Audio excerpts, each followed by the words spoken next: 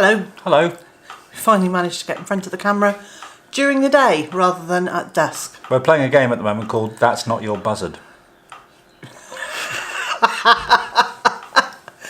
Yeah. Just as we were turning the camera on, I got all excited because the buzzard was out on the fence, really close by. But that's not your buzzard. No, it was a pigeon. So I got very excited and very animated and turned the camera around and started filming it and said, quick, get the binoculars. And That's not your buzzard. no. That's not my catchphrase, but it's apparently about to become one. Yes, so that wasn't my buzzard. And yes, again, I made a fool of myself. But What else is new? It's called being human. We all do it. ooh, I've been told. So today I thought we would talk about, drum roll. Why do you want to talk about drum rolls? Flam paradiddle, anybody? Okay, we're not actually going to talk about that. So yesterday we managed to pick the very first of this year's harvest, didn't we? We did, and we'd show it to you. But we ate it there and then, and it was lovely. So we had one whole strawberry, it was a big strawberry. It was a big strawberry, and it was very sweet and juicy and very delicious. And having not had a strawberry for... Well, since about November, I think we had the last one. That was raspberries. No, we had a couple of strawberries in Oh, yeah, November. we had the wild strawberries, ones, yeah. yes. Alpine, is it? Yeah, or wild, whatever they're called. Livid. The ones I remember as a kid. So that felt a bit special, didn't it? It was a very nice thing to be able to do, and it tasted lovely. And just looking at the vista before us at the moment, I'm also seeing things like the elderflower tree is getting very flowery, so that's good. That means that we'll be able to start harvesting those soon, I should think. Yeah. So elderflower. Unless we leave them to be berries and make all elderberry wine, because that was rather nice. That was very good, particularly when we managed to hide a bottle and forget about it for 6 months. Yeah. That was like a very, very good claret, you know. But I know you want some elderflower cordial syrup stuff. Yes. So hopefully, particularly as we've got extra elderberry trees in various parts of the garden now because they've self-seeded or we've moved bits or whatever, there might be some more fruit. That was when Jane helped me move offsets. I think that's the right bit. Runners or something. But anyway, bits that had grown out from the roots, and Jane dug them up for me and has dotted them around the homestead, which was superb. And this year they're starting to flower and look like proper trees, aren't they? Yeah, it's been good. We've been spending quite a lot of the early, well, actually not that early because the evening goes on very late at the moment, and as we're going around putting the animals to bed and reading them their bedtime story and stuff, we are also pausing and looking at how things are looking out there. That does make sense. And how well established things are even after a year or two. And, talking about what it'll look like in 3-5 years' time. Which is quite exciting. It is. The difference between the winter food forest and how it looks in the summer is just polar opposites, aren't they? Yeah, absolutely. And obviously, this time last year, the food forest was hardly there, really, was it? Yeah, there were bits, but they'd only been most of it had only been in for 3 or 4 months. Yeah. And now a lot of it looks really established, doesn't it? Yes. And especially once I've got out and whacked some of the weeds down, you can find out what's meant to be there. Yes. The weeds have been very well established. We've had a lovely crop of weeds this year, and if you're looking for chopped down nettles or excess grass, do get in touch. The one thing I have noticed we haven't got much of in the orchard at the front or in the food forest until it gets a bit nearer the birds' runs is dandelions. I think we've got on top of most of those, and I know some people are going to go, ah! Dandelions are prolific here and horrific. I've been pulling an awful lot of them out of the driveway. I don't make dandelion wine, I don't make dandelion jelly, I don't like the taste of the leaves. Do you like dandelion Not leaves? really. I don't like I don't like roasted dandelion root as a drink. So there's nothing about a dandelion that is of use to us. No, the only good thing about them is that the bees like the flowers. Yes, and we've left more than plenty. More than plenty. More than plenty for the bees. But yeah, there have been less in front of us and more at the side. So we have at least got to grips, I think, with some of them in the orchard area. In the last few days, the farmer who farms the fields all around us has been cutting the grass to make either hay or silage. It must be silage because it's been wrapped up in big rolls. Yeah, you don't normally buy hay in rolls, do you? No, I don't think you do. Anyway, but it's been lovely. It's been absolutely lovely to watch. They've made beautiful patterns in the fields as they've cut the grass in concentric circles. And it's been so quick. It has been quick, but it just looked really countrified. It has been quick. It often feels, I think, when we're looking at the fields around us, that they're massive, and compared to the amount of land we've got, yes, they are. But actually, in the grand scheme of farming fields, they're not really that huge, are they? No, so the one in front of us is about 20 acres. The one down the bottom is about 10, isn't it? 10, yeah, and the one at the back I think is, well, allegedly 10, but I don't think it is. No. I think it's smaller than that. I think so. I think the road's taken a bit out of it since it was measured. And no, so they're not huge fields, but it gives us some privacy, doesn't it? Oh yeah. And some distance between us and some of the other homesteads around us. Yes, and gradually, obviously, we're also we're seeing that the hedge is shooting up in various places. We were talking over dinner the other evening about a tree that is in view from the kitchen window, which has, I'd say probably doubled in size. Yeah. Since we've been here. Yeah. So we, that's also helping mask some of the noises, at least from the traffic. It's not doing much about the wind. No, I think it'll be a few years yet before our hedge. I think we're going to need a dome to get rid of the sound of the wind completely. Well, possibly. And I mean, as you will know from many of my videos outside, even on what is apparently quite a still day, you can still hear the sound of the wind because it does blow across this site. In every direction at once. I mean, I quite often get home from work and it's been so still, it's been so hot. And Liz will be going, but I've been blown in every direction.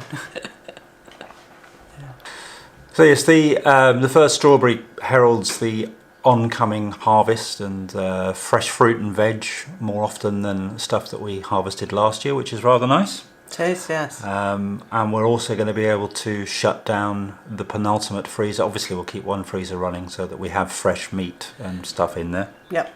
But of the two freezers in the barn, there's still one that's about half full.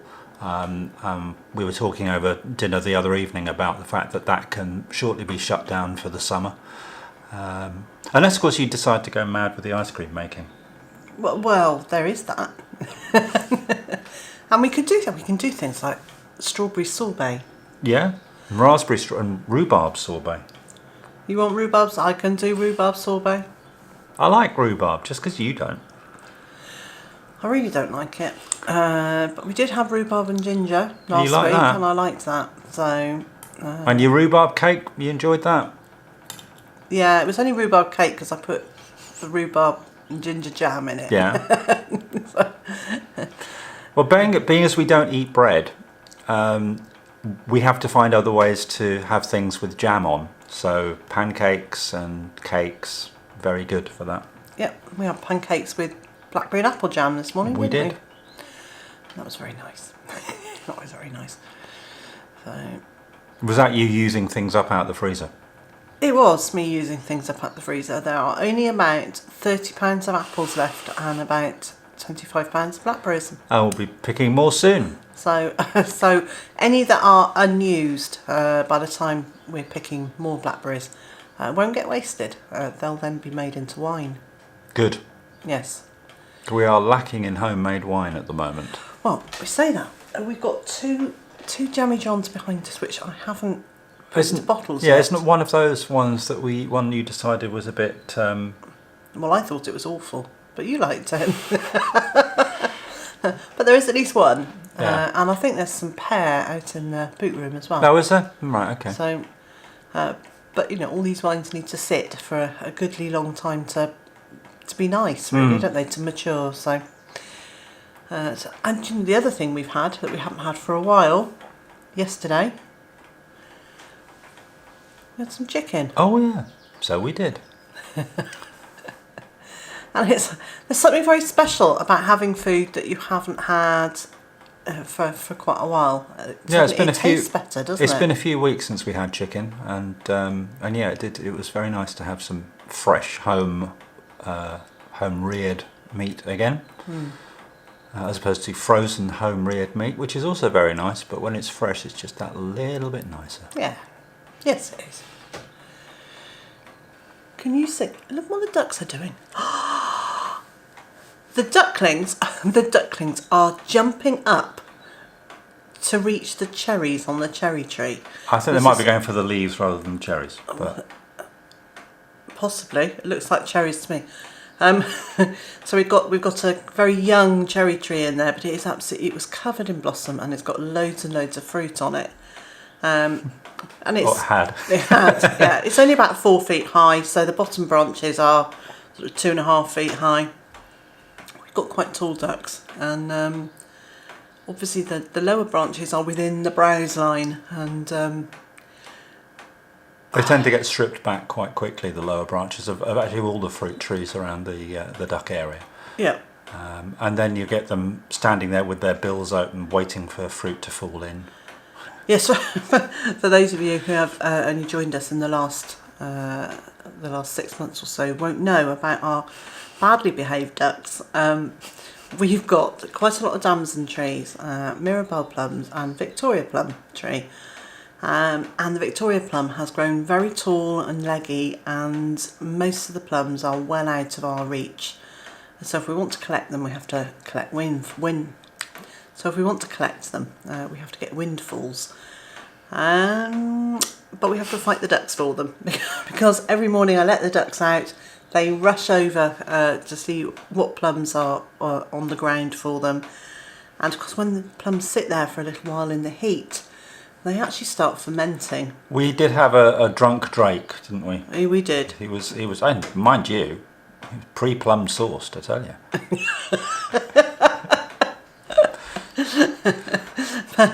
But yes, the ducks get a little bit greedy over the fruit that falls, and yeah, most mornings I either have to pick it up before I let them out in the morning, or go around and have a look after they've gone to bed and see if any have fallen since they've gone to bed. So yeah, drunk ducks. Well, they're probably not really drunk, but they look it. That's just the way they waddle. When we were putting the ducks to bed last night, the little ducks, the 7 week old, are they? 6.5, 7 weeks, 6.5, 7 week old. They almost went in with the big ducks. Almost. And then they suddenly went, oh, hang on a minute, and swerved off. But yes, it does look like they're integrating a lot better, that was close. That was a large bird. It was a crow or something. It was a crow or a blackbird or something. Yeah, so it does look like they're integrating a little bit better. They spent the first week or so of being allowed to mix, where the big ducks would be in one group and the little ducks would be in another, and they'd kind of take it in turns to be in the pond, but the others would sit a long way away looking and quacking disapprovingly. But now they do seem to be merging the flocks a little bit. Which isn't necessarily what we want. No, not necessarily. The plan for the 5 ducklings is to see whether we have any girls, which I think we might have 1 or possibly 2, but it might only be 1. And the girls will go in with the adult birds, and the boys will go off to the freezer. And we've also got, obviously with the chicks, they're now integrating more with the flocks. You've been quite interested in that. I have been really interested, because I I don't know why, I'd always got the impression that the chicks, the small chicks, could be in danger from older birds, and particularly from the cockerels. And it's nothing like that. Big White actually protects his girls, and doesn't he protects just? the chicks. Doesn't he just? I mean, we go in to shut the Brahma mama up with her two that are in Big White's field, and he'll come beetling over to make sure that we're not trying to do something that's, you know, when he sees that we're actually giving them food or water, it's not a question of him trying to get attention to the others and bring them to it, but he's like, okay, fine, that's for them. Yeah. Where's mine? Yeah, no, he's been surprisingly good, and likewise with the flock on the other side, what was Elvis's flock, and that's got 8 chicks in it. It's got 7 with the 2 Australorp mummies, and then 1 with 1 Australorp mummy. Who's already moved into the shed with it? And she has already moved into the shed, and at night she goes on to the second branch up, and the baby goes with her. It's very, very sweet. They're not branches, are they? They're perches, but it's a hazel pole, so it looks like a branch. Anyway, it's all very sweet, and they're all jolly safe, and there don't seem to be many escapees busting out of the netting anymore, which is good after the fiasco on Sunday. Yeah. Well, maybe they've just learnt that it's a safe place to be, and there's actually more space than they realised. And there's more food down there as well. Yeah, which true. helps. So it's all good. Things feel calm. I'm watching my cherry tree being decimated out there. It's a good job we've got some that aren't in animal areas. Yes, absolutely. I might even go and film them being that naughty. They'll stop as soon as you get near them with a camera. I know they will. You'll need your paparazzi lens for that. So I'm going to go and do that. What are you off up to? Oh, I've got stuff to do. Stuff? Yeah, there's stuff that needs doing. I just don't know in which order I'm going to do it yet. Well, that's all right. I think the first thing is a cup of tea. Inevitably. Yep. And I'll go and try and film the ducks being ducks. And so, that's Not Your Buzzard.